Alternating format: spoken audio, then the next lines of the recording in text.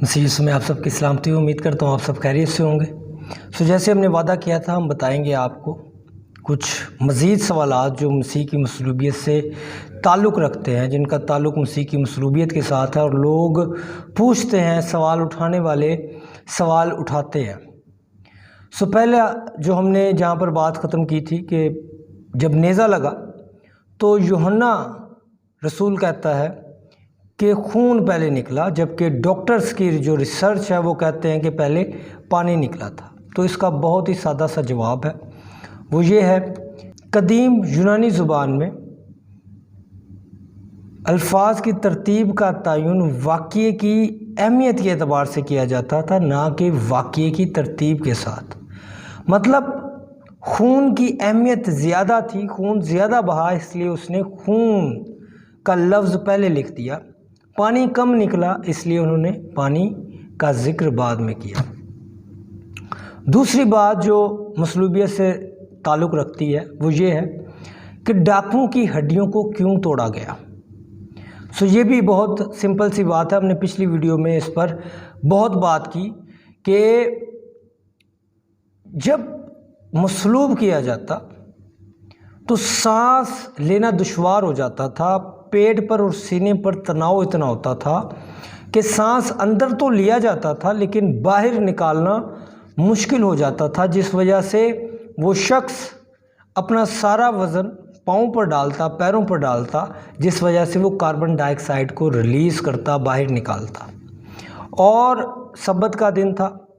جس وجہ سے انہیں یہ موت کا کھیل جلد سے جلد ختم کرنا تھا، اس میں تیزی لانی تھی، جس وجہ سے انہوں نے ٹانگوں کی ہڈیوں کو توڑ ڈالا تاکہ وہ پیروں پر وزن ڈال کر سانس لے نہ سکیں۔ اور جس وجہ سے جب ہڈیاں توڑی گئیں تو وہ سانس نہیں لے پائے اور چند منٹوں میں ان کی موت واقع ہو گئی۔ اور پھر تیسرا سوال ہارورڈ تھیولوجیکل ریویو یونیورسٹی ہے، انہوں نے سوال اٹھایا، انہوں نے اپنے آرٹیکل میں یہ بات کہی کہ اس زمانے میں یہ بہت کم ہوا کرتا تھا، بہت کم اس بات کے شواہد ہیں کہ یسوع مسیح کو کیلوں کے ساتھ جڑا گیا۔ لیکن جب ہم آثار قدیمہ کی 1968 کی بات کرتے ہیں، رپورٹ پڑھتے ہیں، تو وہاں پر انہوں نے واضح بیان کیا ہے کہ انہوں نے 3 درجن یہودیوں کی باقیات جو 70 عیسوی میں مصلوب کیے گئے تھے انہیں ملی، اور ان کے ساتھ انہیں 7 انچ کیل بھی ملے جن پر زیتون کی لکڑی کے ذرات ملے، زیتون کی لکڑی کے چھوٹے چھوٹے ٹکڑے ملے۔ یہ بات بھی واضح ہے کہ اس وقت جب انہیں مصلوب کیا گیا تو کیلوں سے چھیدا گیا تھا۔ اور یہ بات بھی درست ہے، مصلوب کیے جانے والے شخص کو رسیوں کے ساتھ بھی باندھا جاتا تھا، لیکن یہ ضروری نہیں تھا کہ رسیوں کے ساتھ ہی باندھے، اکثر اوقات وہ کیلوں کے ساتھ بھی جڑتے تھے، جیسے ہم نے بائبل مقدس میں پڑھا، اور اب آثار قدیمہ کے پاس بھی یہ ثبوت موجود ہے۔ اور پھر میں آخری دلیل دینا چاہتا ہوں یسوع مسیح کی مصلوبیت کے حوالے سے کہ وہ واقعی مرا۔ بعض اوقات لوگ سوال کرتے ہیں کہ اگر وہ زندہ بچ بھی گیا، اگر وہ ان سارے مصلوبیت کے بعد وہ زندہ بچ گیا، قبر سے وہ باہر نکل آیا، اس نے کفن بھی اتار لیا، تو وہ کتنی دیر تک زندہ رہ سکتا تھا؟ تو ڈاکٹرز کہتے ہیں، ریسرچ کہتی ہے کہ ایسا ممکن ہی نہیں، کہ اتنے مظالم کے بعد، اتنے ظلم کے بعد وہ زندہ رہ ہی نہیں سکتا تھا۔ وہ کیونکہ مصلوبیت کے پہلے ہی اس کا خون اتنا بہہ چکا تھا کہ اب وہ زندہ بچ ہی نہیں سکتا تھا، اس کے چانسز بہت کم ہیں۔ اور جو کہتے ہیں کہ شاید اس نے کچھ دیر اپنا سانس روک لیا ہو، تو اس کے لیے بات یہ ہے کہ سب سے پہلے جب اسے کوڑے لگائے گئے تو وہ ہائپوولیمک شوک کا شکار ہو گیا، اور جب وہ صلیب پر چڑھا تو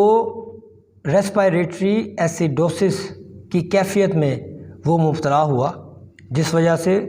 اگر وہ تھوڑا بہت بھی سانس روکنے کی کوشش کرتا کہ سپاہی مجھے چیک کر لے اور میں اپنا سانس روک لوں، تو یہ بھی پاسبل نہیں تھا، کیونکہ تھوڑا سا بھی وہ سانس روکتا تو اس کا دم وہیں نکل جاتا۔ یہ بات بہت ہی ایک بیوقوفانہ بات ہے۔ اور اس میں کوئی منطق کی بات نظر نہیں آتی۔ اور اگر مان بھی لیا جائے کہ اس میں تھوڑی سی جان بچی بھی ہوئی تھی تو آپ کیوں بھول جاتے ہیں کہ آخر میں اسے ایک بھالا مارا گیا تھا جو پھیپھڑوں کو چیرتا ہوا دل تک پہنچا تھا، اور وہیں سے جب اس نے واپس کھینچا تو وہیں سے جو جھلی نما پانی مایا لکوڈ جم گیا تھا وہ پانی کی صورت میں وہ مایا باہر نکلا، خون بھی نکلا۔ یہ ایک ناممکن سی بات تھی کہ یسوع مسیح اس سارے ظلم کے باعث بچ جاتا۔ اگر وہ اس حالت میں اپنے شاگردوں کے پاس جاتا تو کیا وہ شاگرد اس کے بارے میں یہ بتا سکتے، اس کے بارے میں یہ منادی کر سکتے کہ یہ زندگی کا بانی ہے اور اس نے موت اور قبر پر فتح پائی ہے؟ بالکل بھی نہیں۔ یہ باتیں بے بنیاد ہیں۔ ہم نے ان دنوں میں یسوع مسیح کی مصلوبیت اور اس کے مرنے پر شواہد پیش کیے، اور سمجھتا ہوں کہ میں نے اپنی پوری کوشش کی کہ آپ کو یہ بات اچھے سے بتا سکوں، اور اگر پھر بھی کوئی بات سمجھ میں نہیں آتی تو آپ کامنٹ میں پوچھ سکتے ہیں، اور آئندہ ہم یسوع مسیح کی قیامت کے بارے میں، یسوع مسیح کے جی اٹھنے کے بارے میں شواہد پیش کرنے کی کوشش کریں گے، ایویڈنس سامنے لے کر آئیں گے، تاکہ ہم جانیں کہ ہم جس خدا کی پرستش کرتے ہیں وہ زندہ خدا ہے، جو 2000 سال پہلے زندہ ہوا وہ آج بھی زندہ ہے اور ابدالآباد تک زندہ رہے۔ ہمارے چینل پر بنے رہیے، اور جن لوگوں نے ہمارے چینل کو سبسکرائب ابھی تک نہیں کیا وہ کائنڈلی ہمارے چینل کو سبسکرائب کر دیں، ویڈیو اچھی لگتی ہے اسے لائک کریں اور شیئر کریں زیادہ سے زیادہ، تاکہ خدا کا کلام ان تمام لوگوں تک پہنچے جن تک ابھی تک نہیں پہنچ سکا، اور آپ بھی اس مشن میں ہمارے ساتھ گریٹ کمیشن کا حصہ بن سکیں۔ بہت شکریہ، خداوند آپ سب کو بہت زیادہ برکت دے، آمین۔